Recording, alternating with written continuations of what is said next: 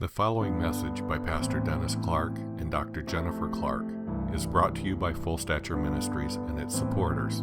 For more information about Full Stature Ministries, please visit forgive123.com. That's forgive123.com.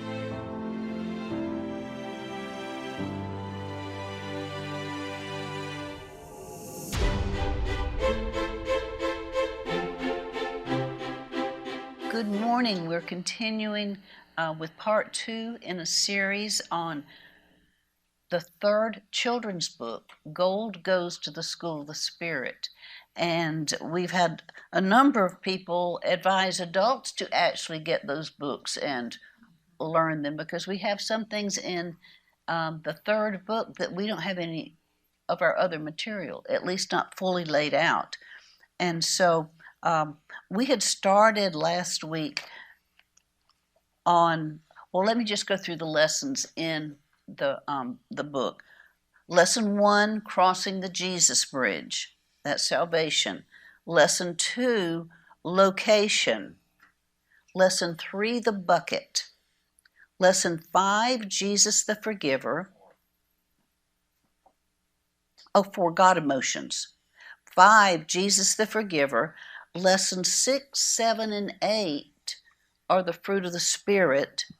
Lesson 9 is dealing with scary things. Lesson 10 is pesky thoughts. And the last chapter of Gold Goes to the School of the Spirit is encountering Jesus the healer.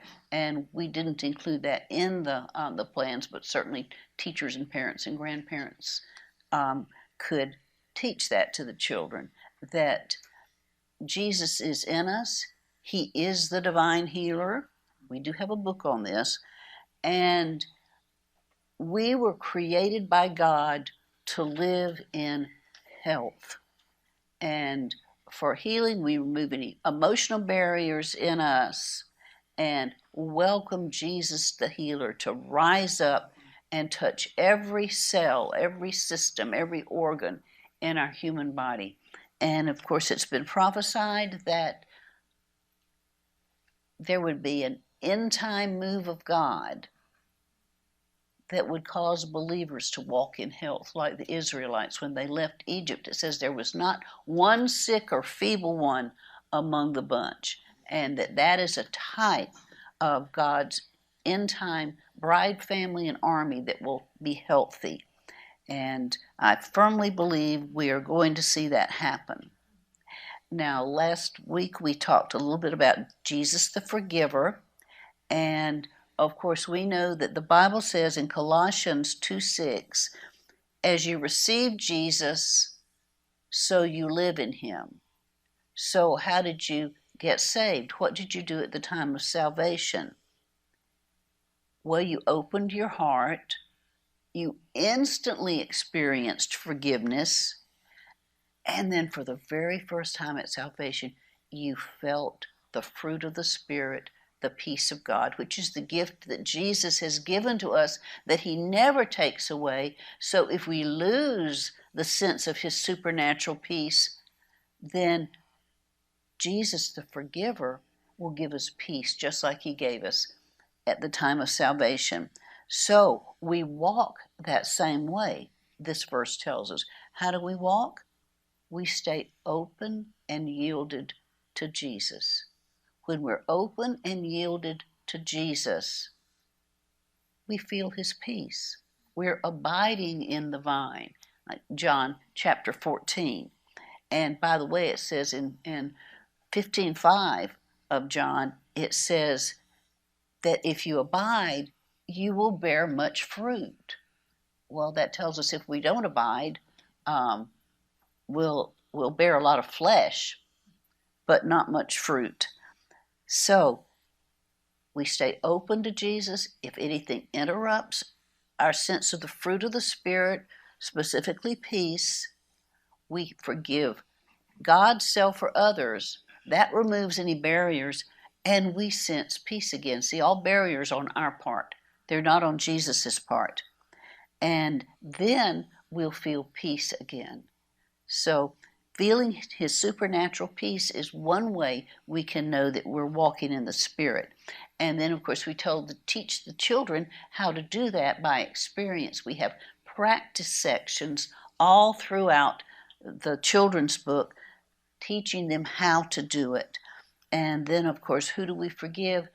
This is important. We forgive other people, of course. We receive forgiveness for ourselves if we do something wrong or say something wrong. And then, lastly, we forgive God. Now, we teach the children this way. If you are upset that something didn't go the way you wanted it to go, you should forgive God. God never does anything wrong, but we certainly are capable of getting upset with him. So forgive God. And we have practices for that. And then here's another one. We teach them how to let it go from their heart. So if you are upset you didn't get something you wanted,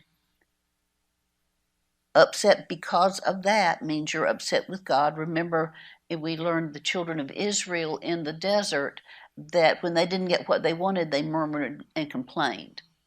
And then there's one of the verses in the Old Testament that says God got particularly upset with them. And he said, you're complaining against Aaron and Moses, but it's really me you're mad about, because everything that happens in our lives is filtered through God's fingers. So you forgive God, you didn't get what you wanted. Then, now here's a key. You release whatever that thing was back to God and get your peace. You let it go from your gut to God and get your peace back. So then we started on the fruit of the Spirit. Now let me pause a minute here. We're talking about abiding. Where do we abide? We abide in our hearts with God, that we are God indwelt, that Jesus came to. We opened our heart, we invited Jesus in, and guess what? He really did come into our spirit. And so we actually have a couple of new books out. One is Abiding in the Secret Place. Personal keys to practicing the presence of God in your everyday life. I mean, worshiping God in church on Sunday is nice, but we're supposed to walk with Jesus step by step, moment by moment, and that's in our everyday life. And we also have released Simple Prayer, a guided journal to quiet your soul, connect with God, and abide in his presence. That's really what it's all about in everyday life. And this, we can learn something and not practice it, and we'll go off and we'll forget all about it. There was a little girl at church that we had talked somewhat extensively at up in Connecticut, and so she'd practiced this with her teachers. She'd practiced this in church. She'd practiced what we taught about how to abide, how to walk in peace and all that.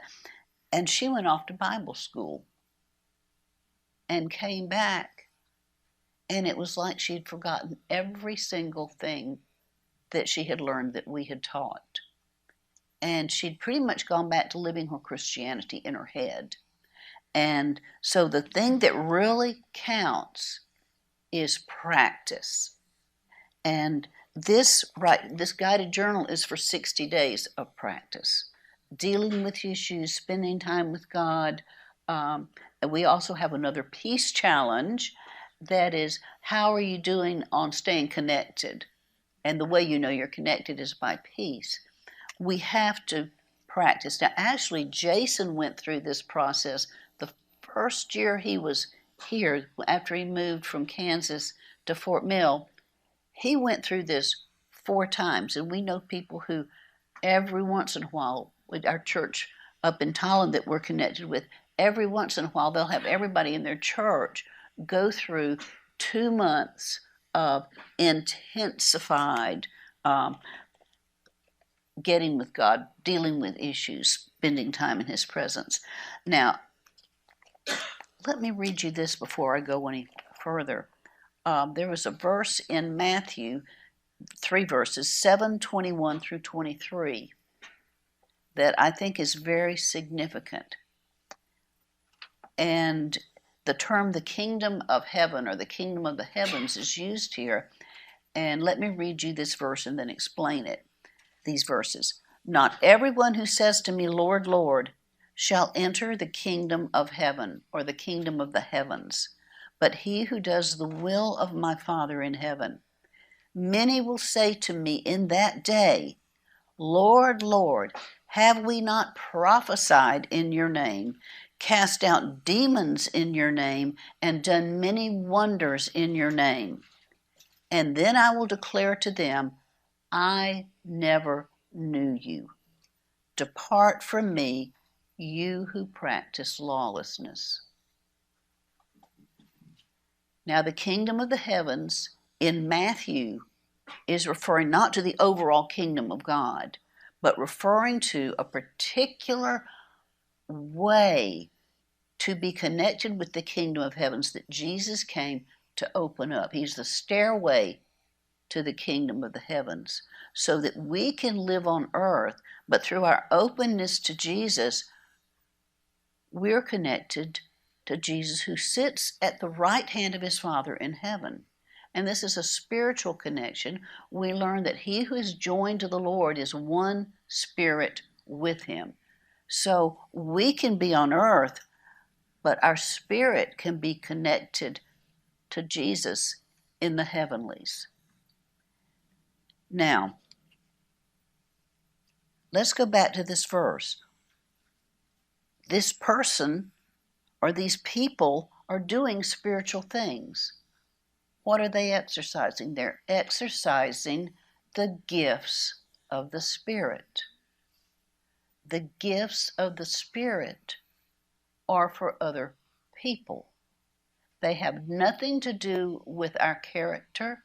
They have nothing to do with us experiencing a close walk with Jesus. We know we're doing that when we have the fruit of the Spirit.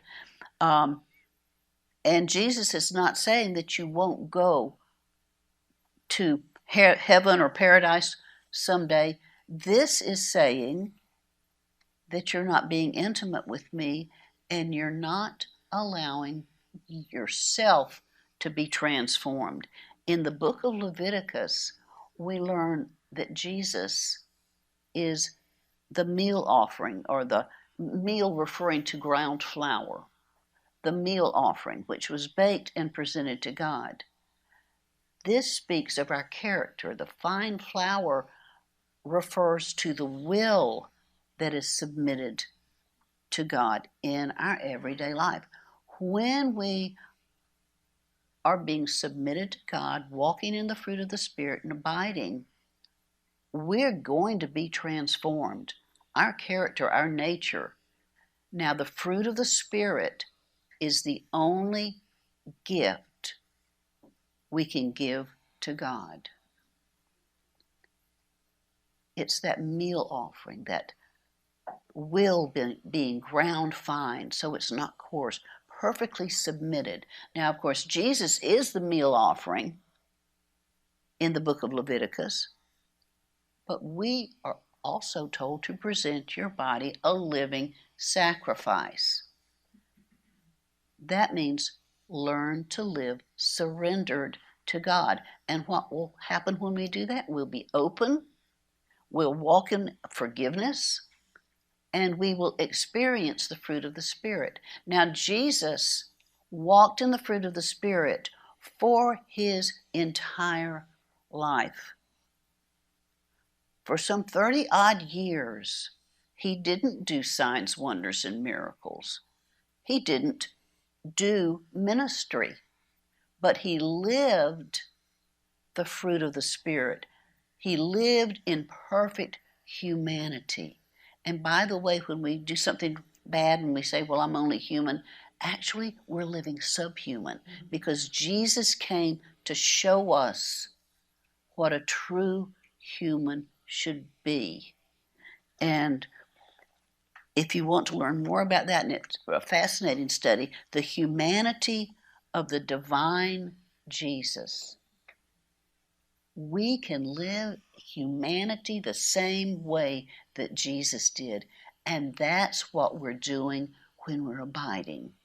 And our whole life becomes worship offered up to God. Experiencing Jesus within in our everyday life. It really is about the ordinary everyday life, that the big things are accomplished to God. And then when we as a congregation allow Jesus to transform us during the week more and more, to say yes to God even when it goes against what we would like, we're being transformed. We're having more and more of the divine life added to us. And then when we come together as a congregation, Father God looks down and says, look how my children have become more like Jesus this week. Look how they've been transformed. And that's a gift that's acceptable to God that we offer up to Him. This is why the fruit of the Spirit is such a big deal.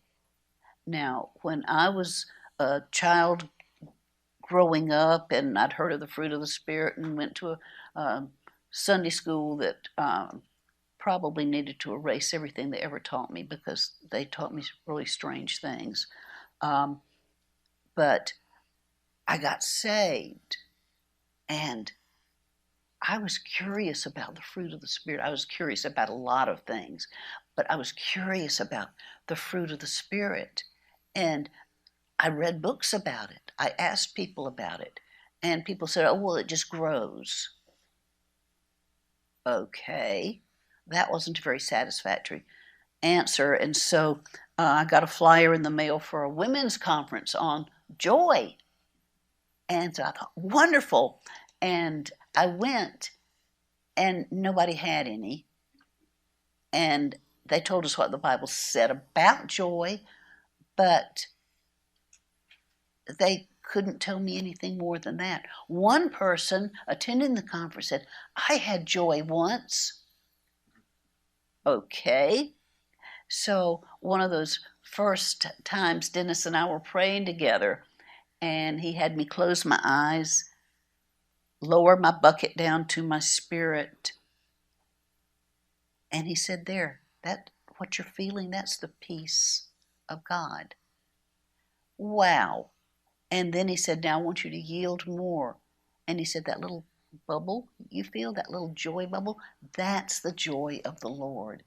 So we have to be taught these things. And we have to, did I ever learn it in church? No, but we have a generation that's going to learn it in church. And you guys are going to be teachers of this, teachers of the fruit of the Spirit. So let's go through how we taught the children to begin to live in the fruit of the Spirit. And they didn't just learn about the fruit, their practices in the book. And we have never taught all of the fruit in this way to adults. So in Galatians 5:22 through 23, and I use the New American Standard because they called the fruits different words in different translations. So I just fixed on the New American Standard as the one I would use. The fruit of the Spirit is love, joy, peace, patience, kindness, goodness, faithfulness, gentleness, self-control.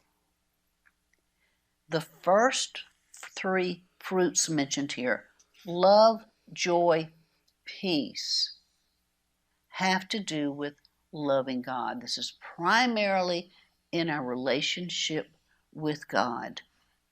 And I want to go through, I heard a teaching on the fruit of the Spirit by Bob Jones many years ago. And so I wrote down what he said and used that for which fruit I used and the teaching about the fruit. So loving God, love, joy, peace. Love is represented by the orange. It's the color of the sun. When you cut it open, it looks like the rays of the sun, and love is the greatest emotion.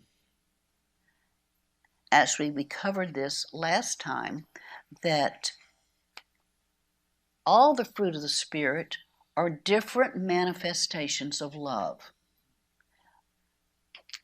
And let me go through that list. If I actually have it in here, no, I took it out, but I'll just mention it. So they're all love. Joy is love rejoicing.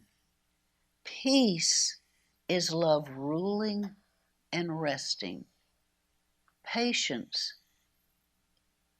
is love enduring, and so forth. And again, I said we covered those last week, all the various expressions. So Bob Jones, no, that was Rick Joyner, who also said one time in a pastor's meeting, he said, the church is known for many things. Love isn't one of them. And I want to encourage you to do something. To start, Jesus said, out of your belly will flow rivers of living water. He said, the water I give will become a fountain of water springing up as Zoe life, divine life in you. You can go out and you don't have to just walk in peace. I mean, that's good for you and it pleases Jesus. But you can go out wherever you go and start releasing rivers of love toward people. There's a waitress at a restaurant that we go to, and she is a troubled, lost soul. There are actually several troubled, lost souls at this particular restaurant, and she's very goth. And so I've been releasing love, and I've actually sensed that there's maybe more of an openness, more of a friendliness. And one of the pastors up at a church in Connecticut, her husband had gone on a missions trip and was over in Africa. And so she decided, okay, I'm going to pray for him, but I'm just going to release love to him. And it turned out later that he felt the presence of God in a special way, and they coordinated the time, and it was exactly when she, on the other side of the earth, had been releasing love to him. You see, love is the most powerful force in the universe. It's not just sentimental and it's not just passive. I love a story that Dennis tells of, he was in his first pastorate and he had an altar call, and a gal came up to the altar and just had walls too thick to penetrate. And he even wondered, why did she even come up if she's not open? And so he started to go to the next person, and the Lord said, don't do that. So he went back and didn't say anything, but just dropped down to his spirit and started releasing rivers of love out to her. It wasn't too long before suddenly he felt something shaking in the spirit. The walls came down and she burst out crying and said, God really does love me. This love that we can carry out, that we can take with us out in our community, to the grocery store, to the mall, to the restaurants. Start asking the Lord to show you who he wants you to release love to.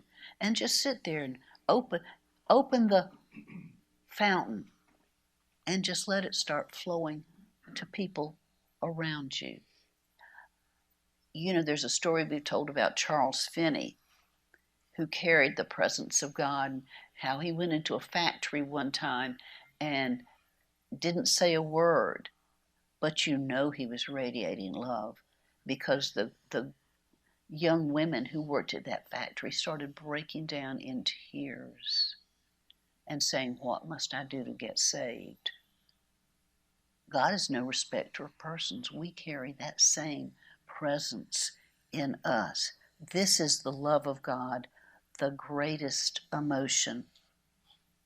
Now, we also told the children about pests, and they're not in the children's books, but I made, back when teacher over at Christian school was teaching it. We've got pictures of ugly bugs for the pests of the fruit of the Spirit, and they matched the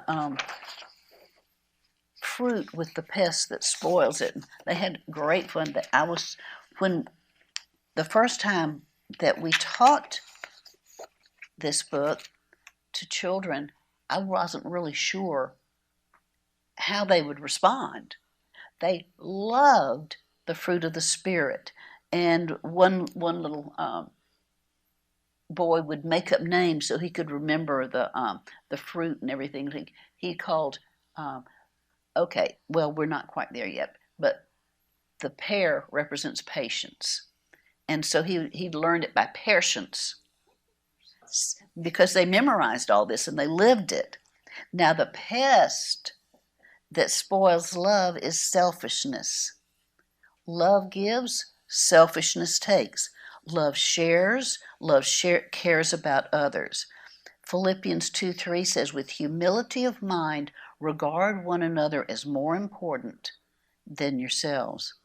And so then we had a practice for the children. The practice for love is close your eyes and pray. Pay attention to Jesus in your heart. Yield. Y'all cannot do that. Do it while I'm saying it. Close your eyes and pray. Pay attention to Jesus in your heart and yield to his love. See, we don't have to try to do any of the fruits of the Spirit. We yield to the... Do you have a need for patience? You yield to patience in you. And by the way, as soon as you feel gratitude, you will feel the joy of the Lord. Now, let a river of love flow out to God from your heart. You're worshiping God without words. See, words are nice, songs are nice, and there certainly should be love flowing out to God when we worship. In singing, but we don't have to be singing.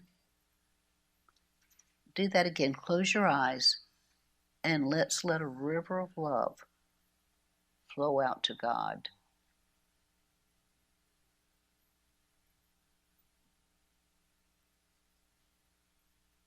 That's true worship. Can you tell how it changed the atmosphere in the room? See, most people, when they're listening to teaching, get up in their head. But as soon as we let love flow out, we're worshiping.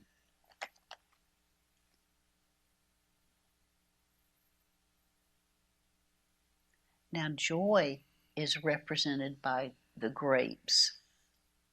And we know grapes are a cluster. And we're told in Isaiah 65:8 that new wine is in the cluster. Well, wine represents joy in the Bible. So joy, you enjoy being with God, and you enjoy being with other Christians.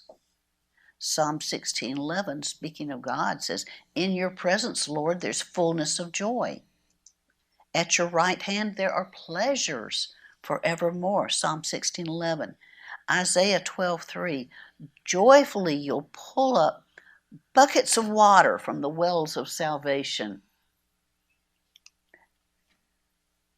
Thank you is a response you give to God and others, a response that's connected with joy. You think of something that somebody did for you for which you're grateful, and you can tap into joy. Thank you is a response you give to God for what he's done for you and in your life. And by the way, a grape is healthiest when it's connected to the vine and to one another, close to other grapes. The pest that spoils joy is self-pity. When you feel sorry for yourself, your thoughts get dark, you separate yourself from God and other people, and the cure for self-pity is gratitude.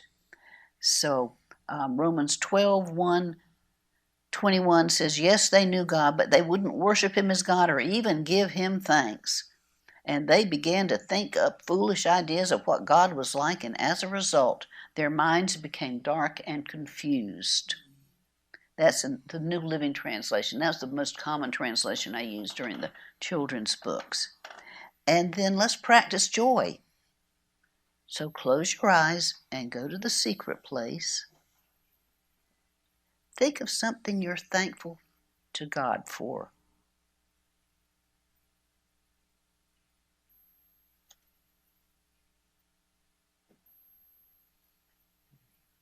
That's joy.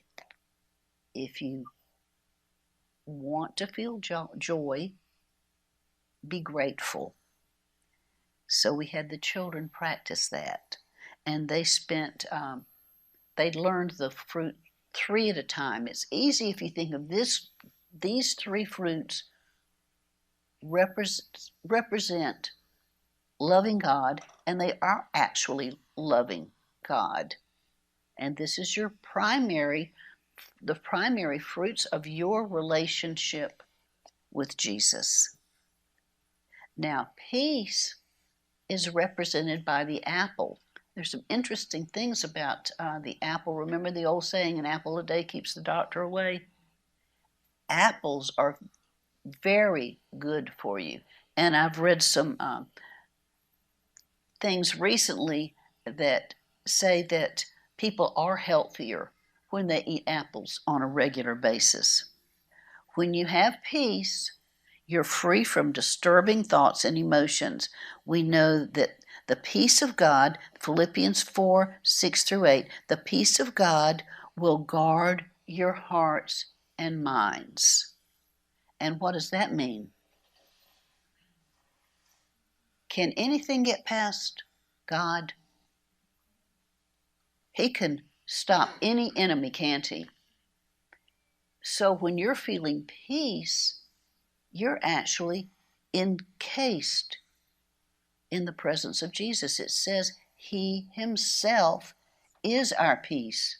So whatever enemies you have out there, he is standing there guarding you. And we're told in the Ephesians 6, the chapter on the armor of God, we're told to wear shoes of peace. This has to do with our Christian walk. Walk in peace. It's armor. It keeps us safe. The pest that spoils peace is worry. Worry, anxiety, those are forms of fear. When you worry, when you are afraid, you have separated yourself from the presence of God. Stop it. As Dennis says, that it's just as easy to pray as it is to worry. But really, when you worry, you've left God out of the equation.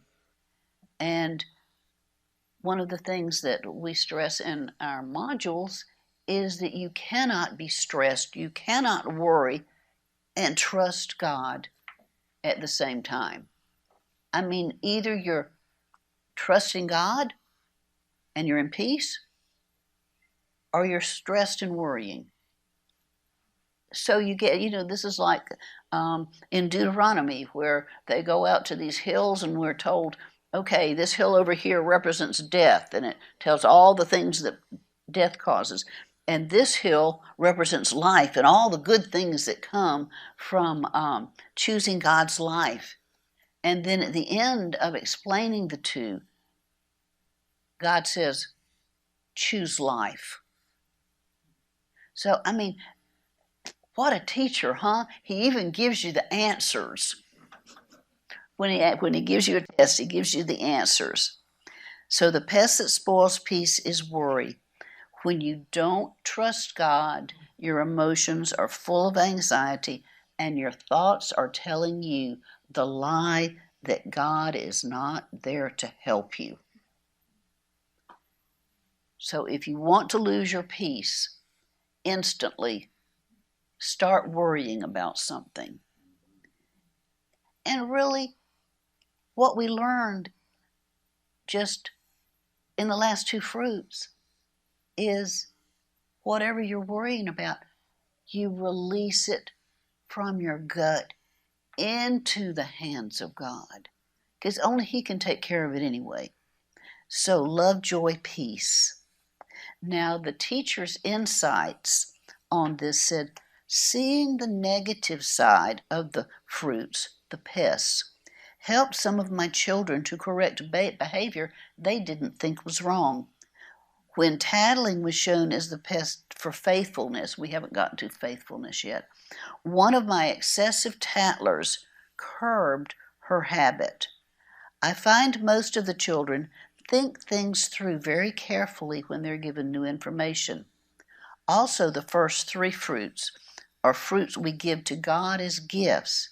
We can return love, we can express joy to Him in our praise, we can live in a state of peace, which allows us to be continually yielded to Him.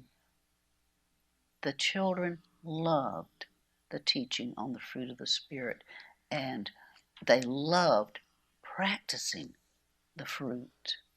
It was, I think they came alive most on these lessons than any other lessons in the book.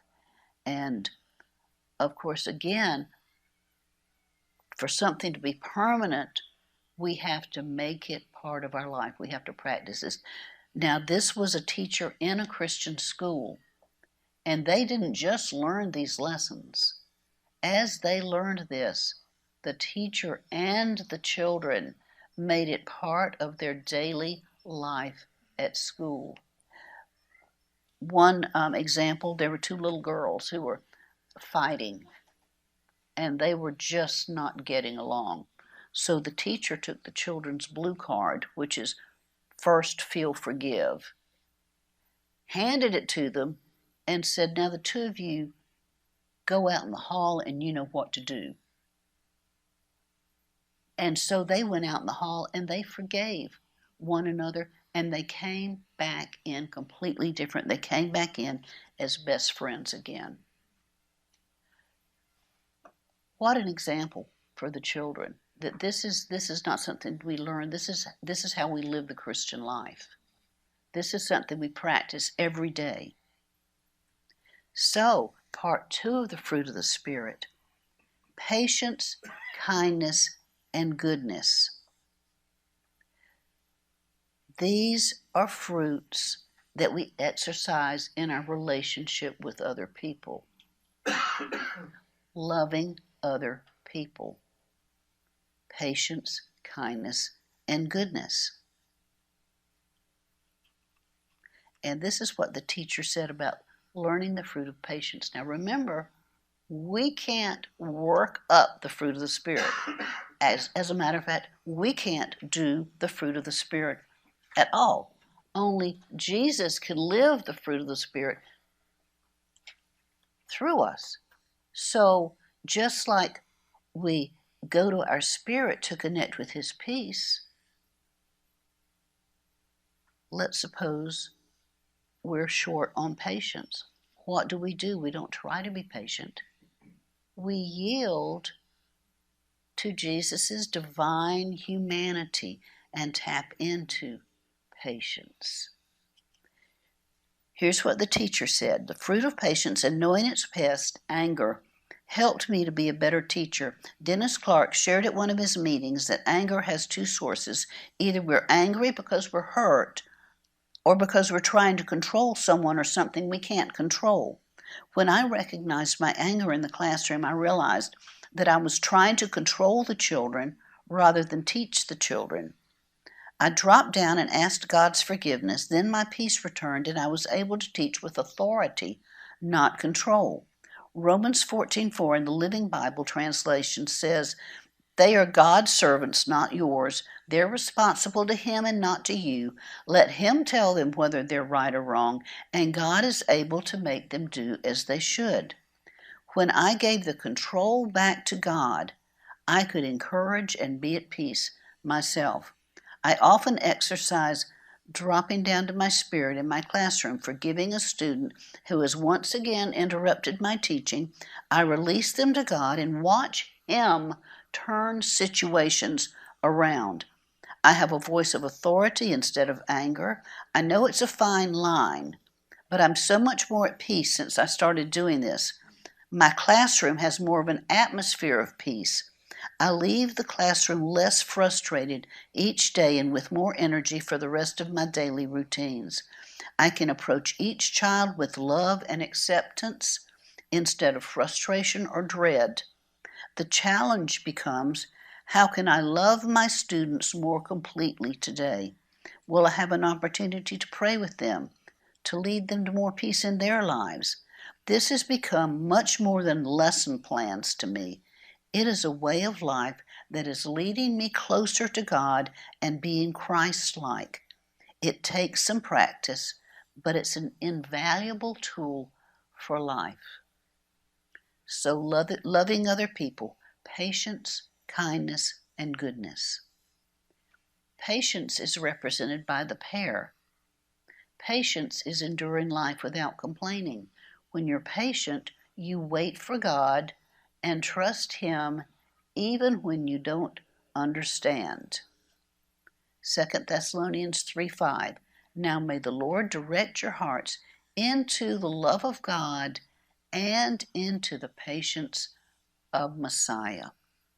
And again, the pest that spoils patience is anger, and we might say, I'm frustrated. Well, guess what? Just like worry is fear, frustrated is angry. You're angry because you can't control something or someone. People get angry when they're hurt or want their own way. But forgiveness washes out hurt. Letting go of your own way lets God have His way. And this is what it is ultimately about. And this is what it will ultimately be about in the outpouring, letting God have His way. Living life as a living sacrifice presented to God. Because when we let God do something, it's so much better than when we try to do something. So we need to get out of the way and let God have His way. And that's what this outpouring is, this coming outpouring, the one that we're getting the trickles of, the tiny, tiny drops. That's what it's all about. Letting God get out of here and impact the world. Letting God get out of us and impact the people in the world around me. Now, the tomato represents kindness. Tomato. Did you know that the tomato is called a vegetable, but it's really a fruit? The tomato, roughly, if you cut it open, looks like a heart. Now, I understand we can have lots of different shapes of tomatoes around, but it looks like a heart, and it's healthy for the heart, speaking of a red tomato. Now, kindness is merciful and sympathetic, tender and understanding. We know that we need to let tomatoes ripen until they're tender, until they're not hard when we press them gently with our finger. Tender understanding. Kindness is able to feel for others in their limitations and time of need. I think most people understand kindness in the English language. You could say, is that kind or is that unkind? And most people would instantly get it. Colossians 3:12 through 13 says, as those who have been chosen of God, holy and beloved, put on a heart of compassion and kindness and patience, bearing with one another, forgiving each other. Whoever has a complaint against anyone, just as the Lord forgave you, so also should you. And most of us would instantly understand that this is a description of kindness. So how can you spoil kindness, the fruit of kindness. Well, quarreling and fighting with other people. And you can have a quarrel with somebody even in your head without having it actually come out of your mouth. And so what do people who don't express their kindness do very often? They go around to other people and complain about the person that they have a quarrel with. It's called evil speaking. That was what John Wesley had the biggest issue with in the early Methodist Church. You're sowing seeds of poison when you complain about other people. You're poisoning their minds. If you complain and sow seeds of suspicion against someone who does ministry, the person you've sown that seed into cannot receive ministry from that person. Sometimes, again, ever. You're poisoning, sowing seeds of suspicion. Now, let me ask you, does that sound like a seed God would sow? No, that's actually seeds of evil. So, Titus 3:9 says, avoid foolish controversies and strife. They are unprofitable and worthless. It's the opposite of kindness. And again, that's one we don't even have to think much about. What is kind and what's unkind? Now, goodness is represented by the strawberry. Now, goodness contains kindness, but goodness can also confront when it's necessary. We've talked in here about unsanctified mercy, doing things that might, out of the tree of the knowledge of good and evil, look good on the surface. But there's a video that I saw, and really cute. It's about not warning people of their ways. And so there's a cliff, and there's a blind person, and these were young people sitting around, and so they're not telling him that he's getting near the cliff. Now, the cliff means getting into sin, which, you know, if you stay fixed on sin, it will eventually ruin your life, that it's a cliff that you go over. And so this has been said so many times that the young people are hesitant to mention sin. Some even say, what's sin? That, you know, God's a loving God. Doesn't he know we have needs? Doesn't he know that, you know, oh, it's not so bad. God understands. Well, it is bad, and it distorts the truth of the Bible. The Bible, culture changes, but the truths in the Bible never change.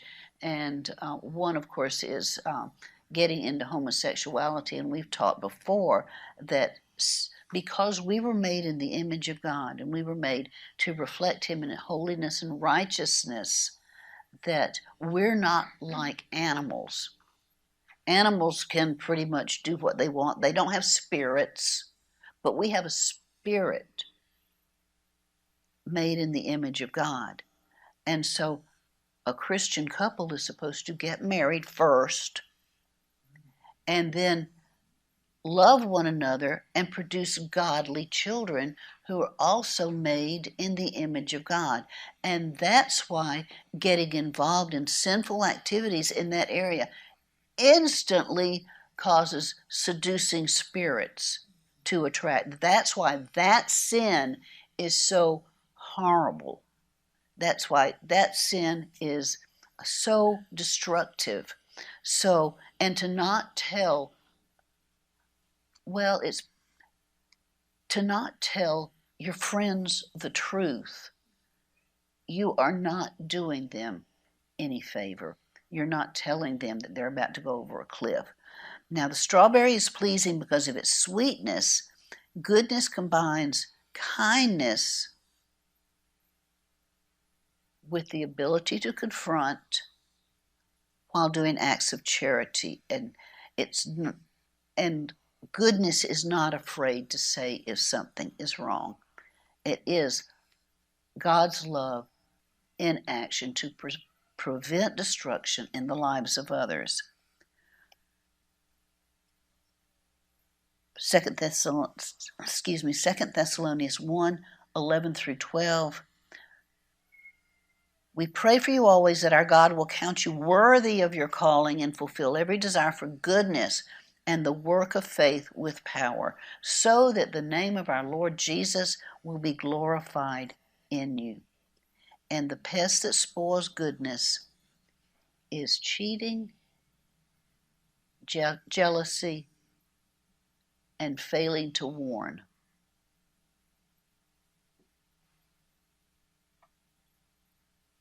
So, we have exercises in here for practicing loving people. We say, let the Lord show you bad attitudes toward other people and receive forgiveness. We have good deeds, good deed cards, where you can let love flow out. Let the Lord show you what He wants you to do, and then let love flow out while you're doing it, and that transforms what you're doing from being dead works to living works. So we actually had little cards that the children could cut out, and when they did a good deed, they could put a number on it or X out a little box that was on there. And so we let the children check these out. We actually have a quiz at the end, but the children liked this so much they all learned it joyfully.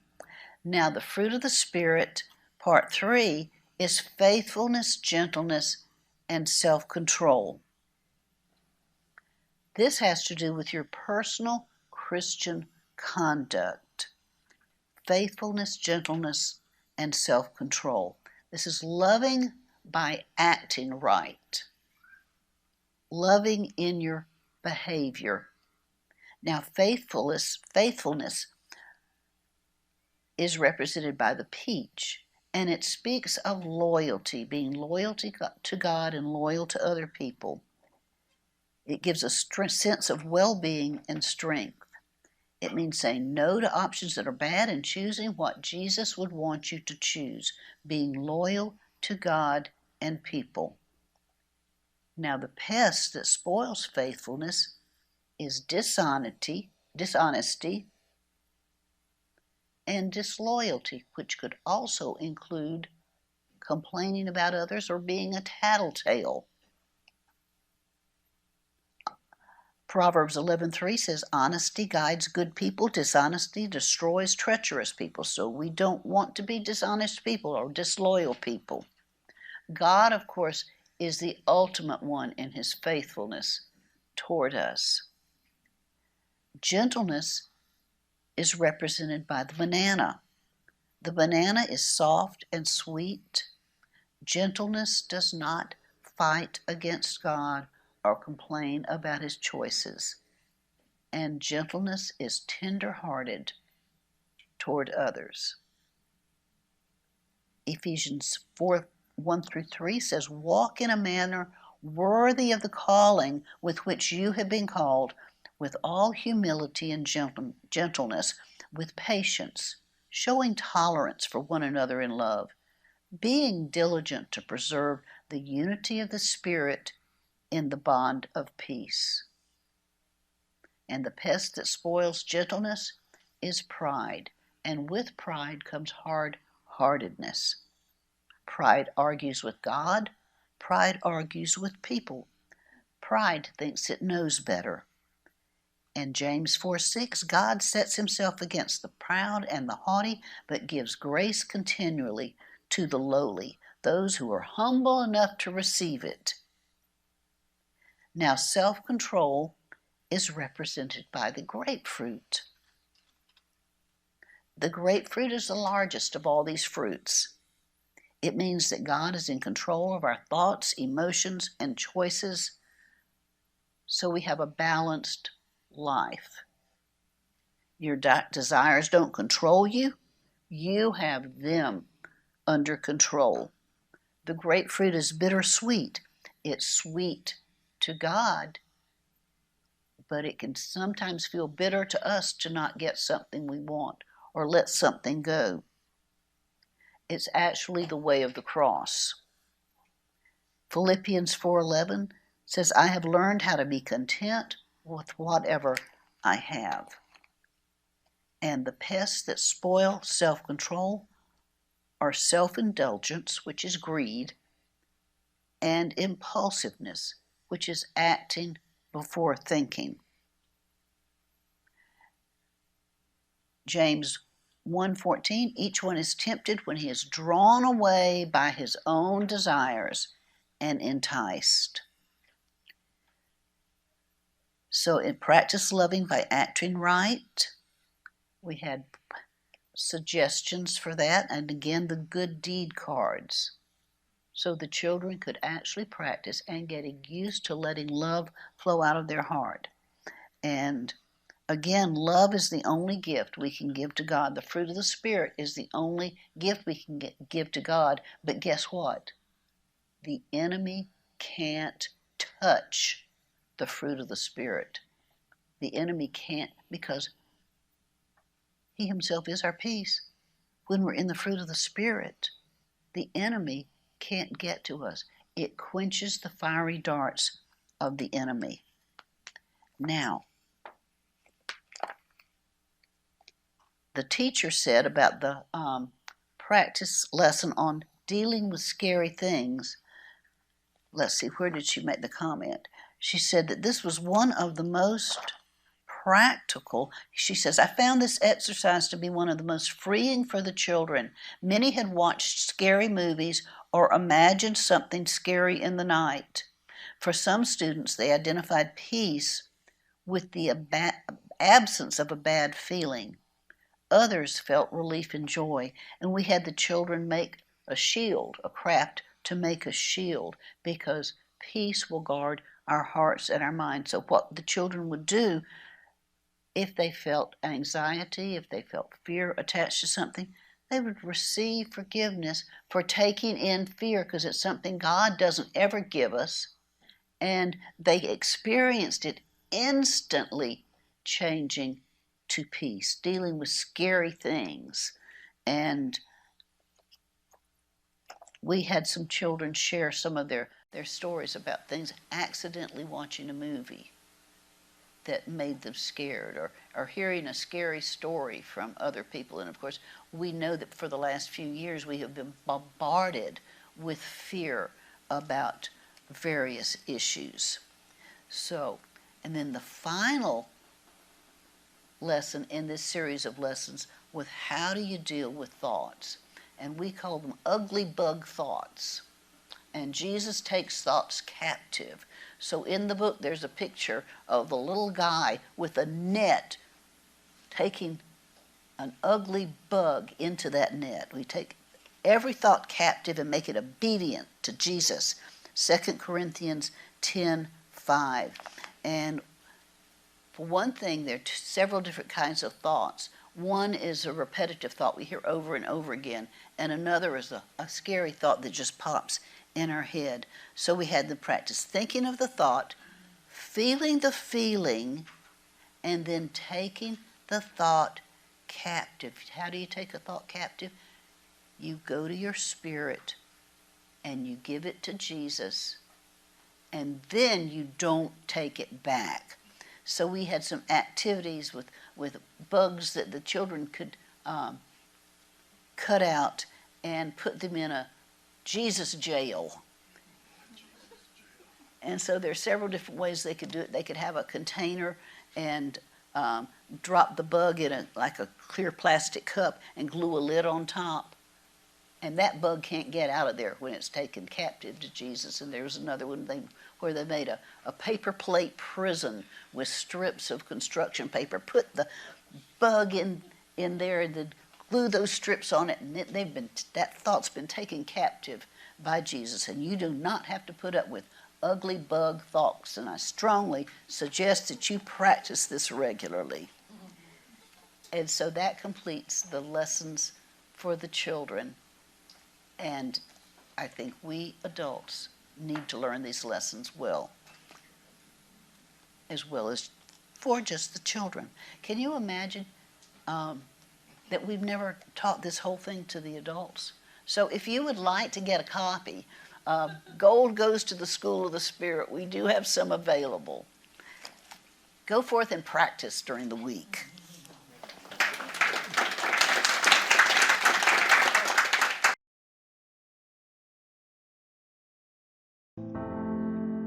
You've been listening to Pastor Dennis Clark and Dr. Jennifer Clark of Full Stature Ministries at Forgive123.com. Full Stature Ministries reserve all copyright protections under applicable law. Our copyright policy is available at our website, Forgive123.com. For more information about Full Stature Ministries and additional life-transforming materials, please visit Forgive123.com.